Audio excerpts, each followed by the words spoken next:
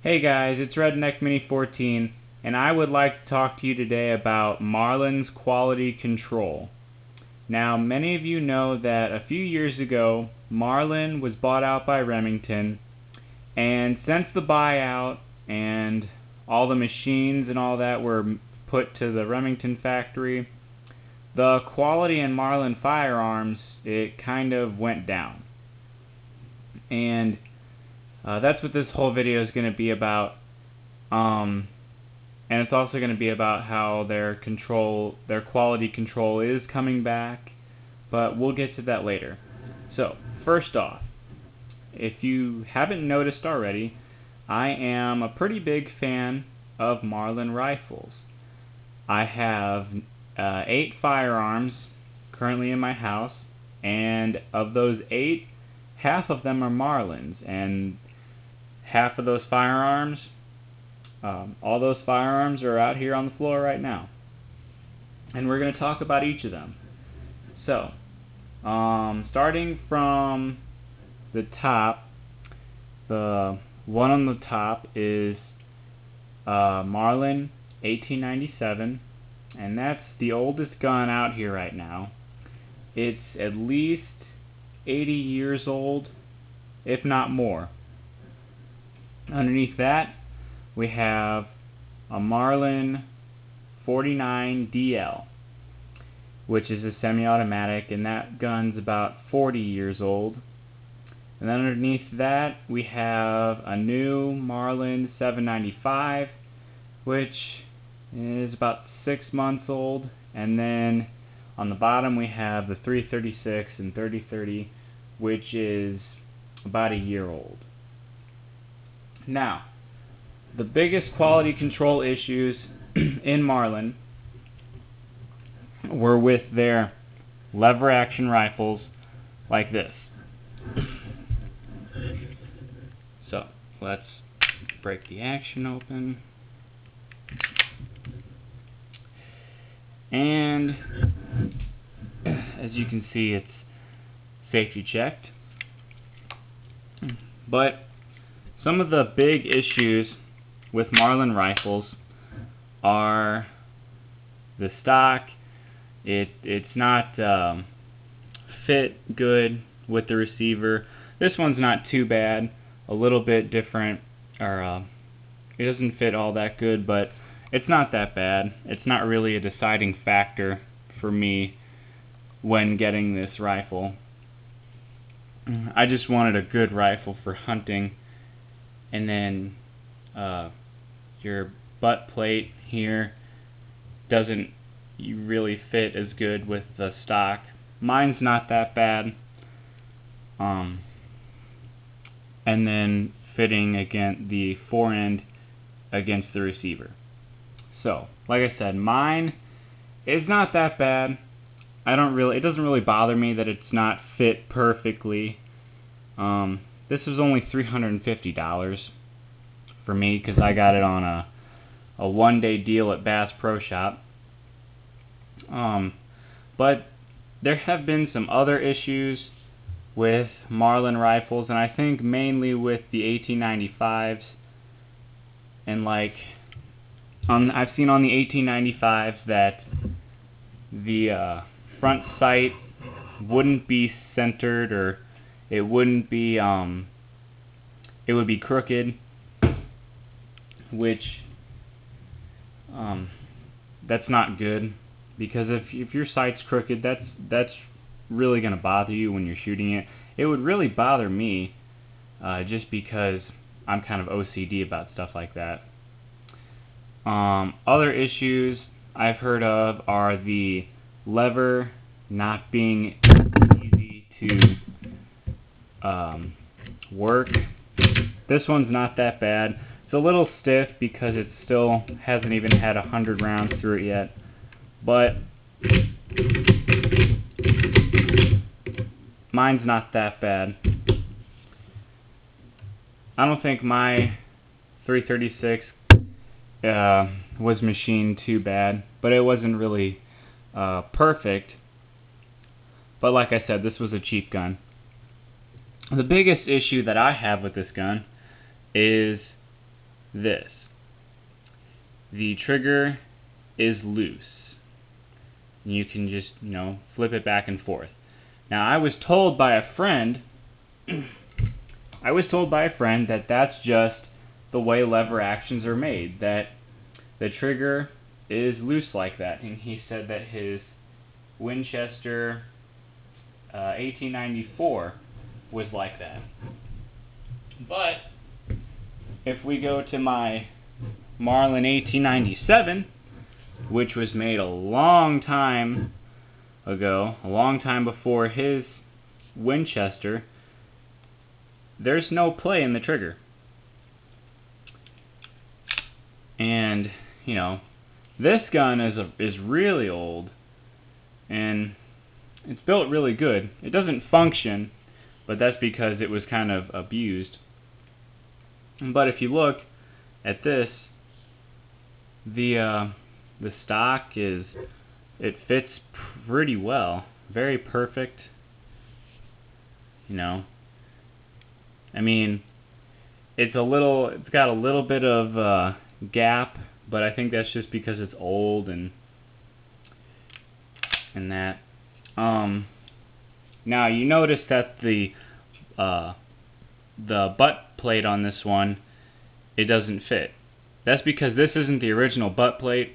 I put this on because the other one was broken, and after I realized that the gun really doesn't function, I realized that was kind of a waste of $5 or however much that I spent on that. But that's why the butt plate doesn't fit right. It's not that the gun was made like that all those years ago. That's all my doing. Another thing about at least my 336, I don't know if you noticed, but the finish, it's not a very good finish. Like, the finish on the forend is a little bit better, and like the wood's a little bit darker than the finish and the wood on the stock. It's kind of like there's not much of a finish there. On this one, and I'll show you on the 49 as well, it's a little slicker and glossier, and this wood on this one's really dark, but that's just because it's old and worn. There's a lot of dings in this wood and scratches and cracks. This gun was very well used back in the day. This is my great-grandfather's gun. One of them. But now, on the 49, this is semi-automatic, and I haven't really heard too many issues with the Marlin semi-automatics. But as you can see, the finish on this wood is, again, very glossy and slick, as opposed to the 336, which doesn't really have much of a finish. And to be honest with you, out of all the guns that I have, I would say this has the best wood, the best stock. And this gun's 40 years old, and as far as the wood goes, it's pretty well preserved. There's a few dings in it, but it's not really that bad. The biggest part of this gun that's been worn out was the bluing. You have bluing worn out all through here, and you have scratches. This gun would have been a very beautiful gun, brand new. You have the gold trigger. Again, no play to it, but then again, this is a semi-automatic and not a lever action. But this gun was put together very well, and I wish they would still make this gun. They haven't made that many of these. The more popular version of this is the Model 60, and they've made 11 million of those, and that's just a mind-blowing number. especially since you got people that say that the 1022 is the most popular 22 out there. They only made and sold 5 million of the 1022s, as opposed to 11 million of the Model 60s. And you might think, well, the Model 60 came out in 1960 and the Model 1022 came out in 64. Well, that's only a 4-year difference, and I highly doubt that Marlin sold more than 6 million guns of the same model in a period of 4 years. That's a lot. So as far as popularity goes, I would say that the Model 60 has the 1022 beat. Just saying. Okay. Now, the last gun down here is the 795.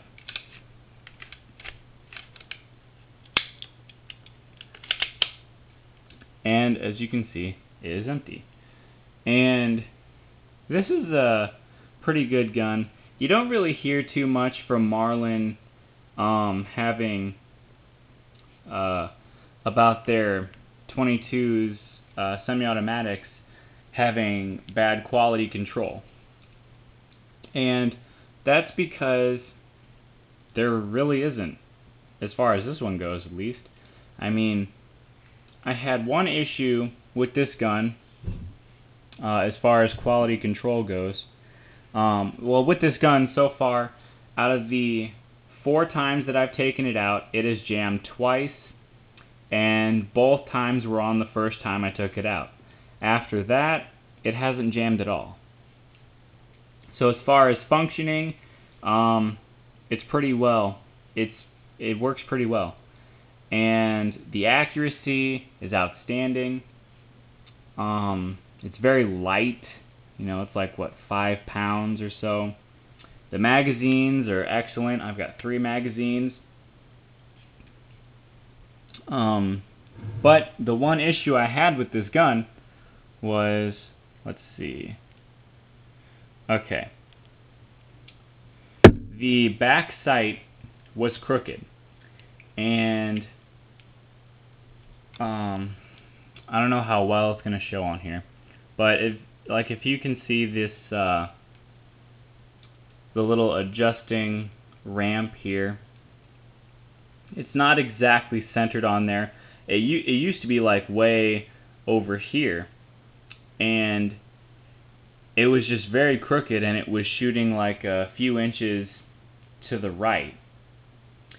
And when I first shot it, I didn't really notice it, that the rear sight was bent and it was shooting to the right.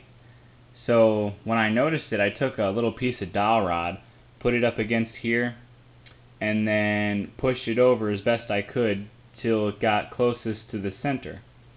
And it's still a little bit off center, but it's still very accurate. And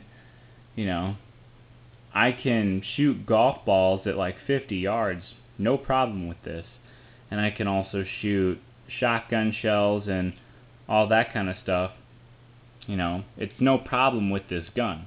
This is a very accurate gun, and a very well-made gun, I think, as far as quality goes.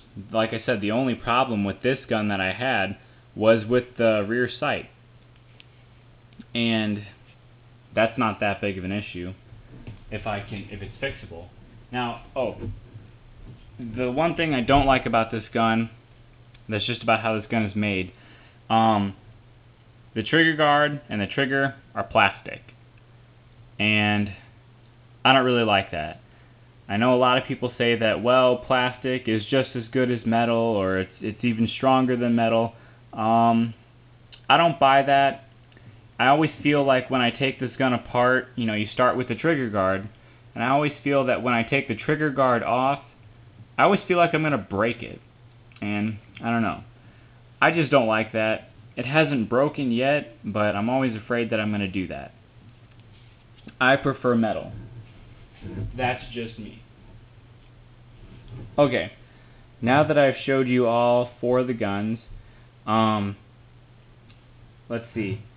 Most of the quality control issues have been with the lever actions. You know, the 336, the 1894, the 1895, the 39A.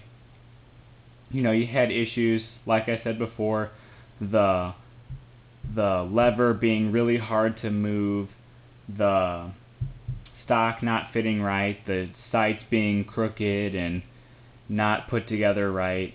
I've heard of dents being put in the receiver so that it's hard to load your gun. The inside of the receiver not having a very good finish and having like burrs and stuff like that. What I've heard was that when Remington took over and they fired all the Marlin employees, I've heard that the Marlin employees like sabotaged the machines, and that's why that they're not being machined right. And I've also heard that there were no blueprints to these guns available for the Remington factory, so that they couldn't get their specs all right. But I'm not really sure what the exact reason is. I have heard and I have seen on YouTube videos that the rifle chambered guns, the quality is back as of right now. You know, like the 336, the 1894, those, or not the 1894, the 1895, all those guns, I've heard the quality is back. But the pistol chambered ones, like the 1894, they're still working on that, and I've heard that it's going to take about a year to get that one all figured out. And maybe even the 39A. They didn't really say anything about the 39A, so I assume that falls under pistol chambered, but I'm not sure. I want both, just for plinking purposes, and I think I'm going to wait a while, maybe like a year or so, before I buy one. Just because I want a good quality one. I don't want to have issues with them. But, you know, other than that, I'm still a very big fan of Marlin. I think they make some great lever actions. They just need to get their quality control, you know, under control. And that's, you know, once they do that, they still have my vote. Anyway, subscribe to my channel, like me on Facebook. I'm Redneck Mini 14, and until next time, be safe.